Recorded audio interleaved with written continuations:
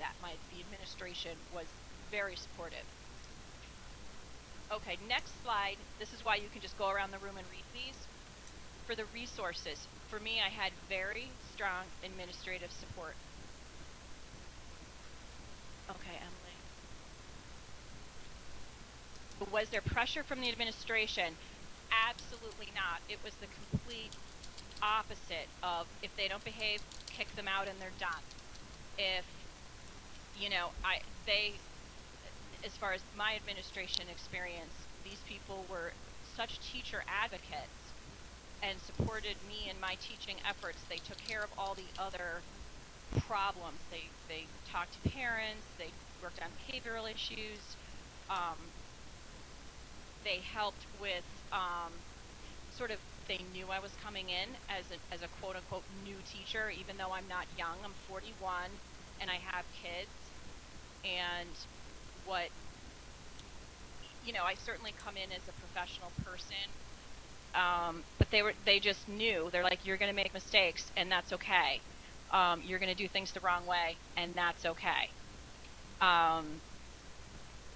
So the other resources I used, I had some peers. The librarian was there all summer, and she loved using technology, learning. So I had someone to support me, when I had trouble trying to get a wiki started, when I said, do these kids know how to do this?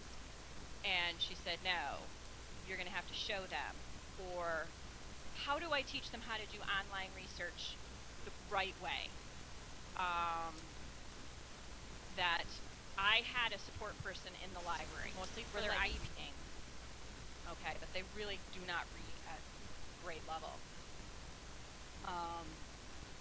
And I also had administration who were just very supportive at the end of the day and listened to me and took a lot of time with me.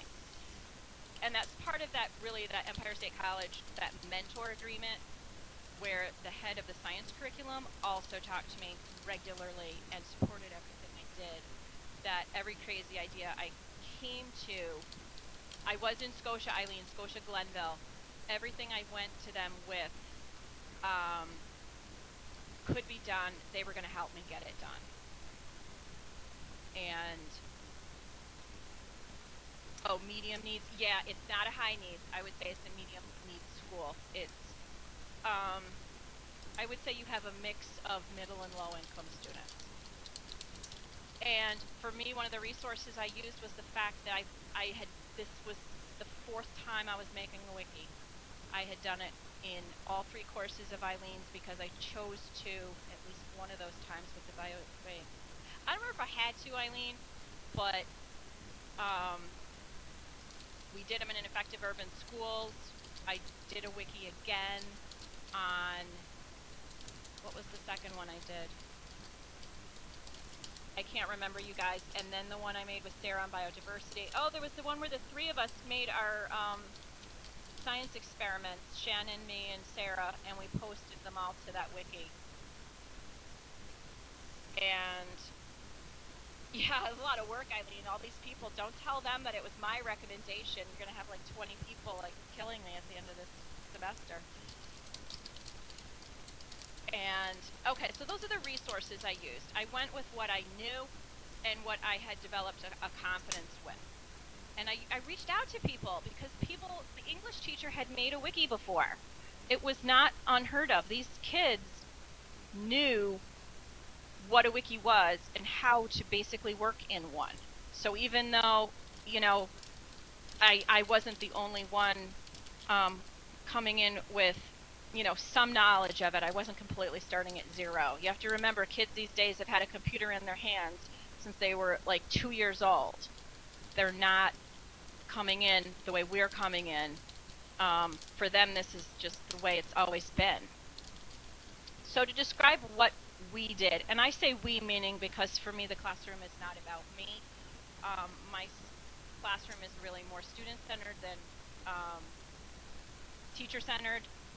I tried to play the role of master administrator of that wiki, but I did not try to control every single thing that went on, and supervisor of the daily lab activities of the things that we were doing. Okay, because these were kids who had been taught with, were told that traditional methods did not work, I usually spent the first, it was a 2-hour period. The first hour was the time we spent more on the focusing part, research, making data tables, and developing pieces of a wiki. And the second hour was when we usually conducted lab experiments and did other parts where they might be up and moving around and talking. Because by then their concentration was gone anyway. So it's not like I really got a full 2 hours out of these kids. So the students, I actually used sort of the Donald Trump, I can't remember the name of the show. What's the Donald Trump show? You all know it. Where people take on The different Apprentice. roles. Thank you, Celebrity Apprentice. And gave them roles in a way that they had seen before on TV, and how so they would understand what a project manager does. What does it mean to be a leader?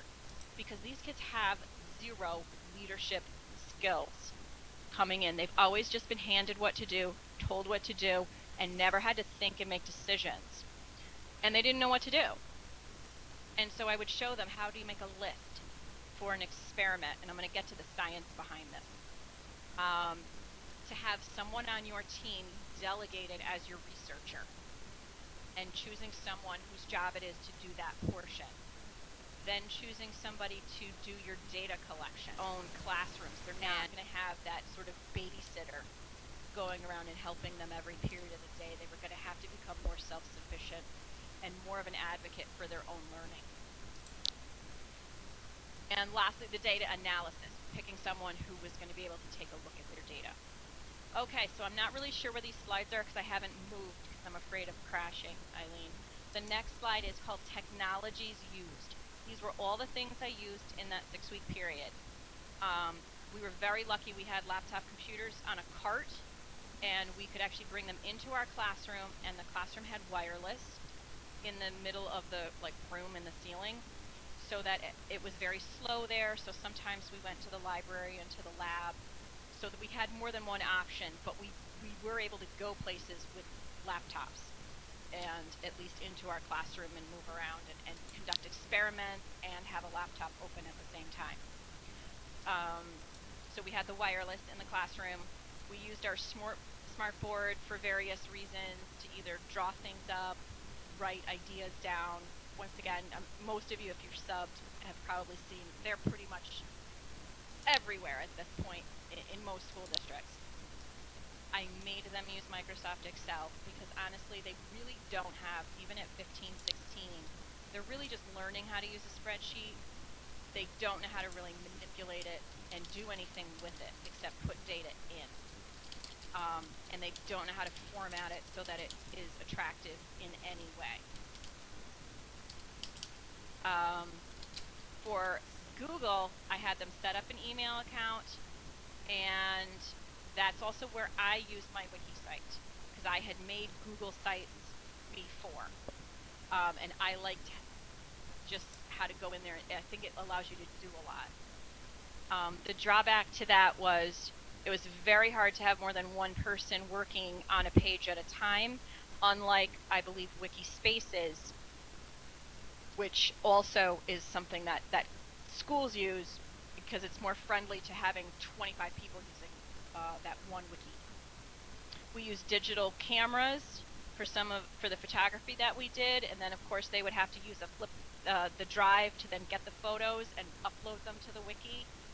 And we also used flip video to record one of the experiments that we did, which was Kyle's electric guitar. I used him playing electric guitars to teach homeostasis, which sounds insane, but it worked. My inspiration. I always look for inspiration behind everything I do. What inspired me to do it? For me, it's the fact that I had just finished creating a wiki, and I mean content studies on biodiversity. And I had just made this thing that I was incredibly proud of, that was so attractive, and it was something I could go back to. It was something I could share. It was all the things I wanted a product that I created and put all my efforts into to be, and not something that got stuffed in a drawer and nobody ever saw. The other inspiration for us for the projects themselves was Science Buddies was one of them, where they create a lot of projects and they basically lay it out for you. And we took those and we adapted them. But that's a great place for all kinds of stuff that kids can get inspired by in creating. When you're looking at science inquiry, no matter what topic, it's a great place to look. And the other thing was these kids were so unmotivated that I wanted, even though I had things I wanted to do with them and my love of horticulture and landscape design, I had to pick something that they were interested in. And they were not interested in the same things that I was interested in. So I needed to find out what made these kids tick and how I could teach them the content and the skills, but do it through projects that they found interesting. And so when I started, I'm actually going to scoot over here because it's getting to be almost 9. And guys, go ahead and look through the rest of my slides. The goals, I've gone over this. It was about creating a positive science experience. Most of these kids, you walk in the door and they go, I hate science. And they'll tell you right to your face, I hate science. And I was determined to say, you're going to have a different experience with me. You're going to look forward to coming here even though you really don't want to be here. And all the things that I did to create the goals I've kind of gone over in other pieces of what I did, but I set those goals for myself as far as how I'm going to make this relevant. How did I do it as far as my plan? I first had to show them how I was a scientist. I had to show them that I was no different than them, that I don't have superpowers, that I'm not an all-knowing goddess, you know, because that's the first thing they thought. Well, this woman thinks she's smarter than me and better than me. And I certainly didn't want these students to think that. They've already been told that in their lives. Eileen, I'm looking at this screen and it says physical property and not my wiki page. So that, I do have pink hair. Yeah. I don't know why that page came up. I think you navigated to it. Because I don't know what physical property is here. It must have been a link. Uploaded it here. Oh, there it is. There it is. Okay. Am I actually able to go in here and touch this thing, Eileen? I think you can. For everybody, does it move? Yeah, I think it moves when you touch. I think it's an active website right now. I really kind of let go and let them, and it was, trust me, there were moments where I was like horrified, and I thought, wow, I don't think I'm ever going to get hired as a teacher when they see what my kids produced. But just to give you an idea, that if you go, I started the wiki and I kind of did like the basics of it.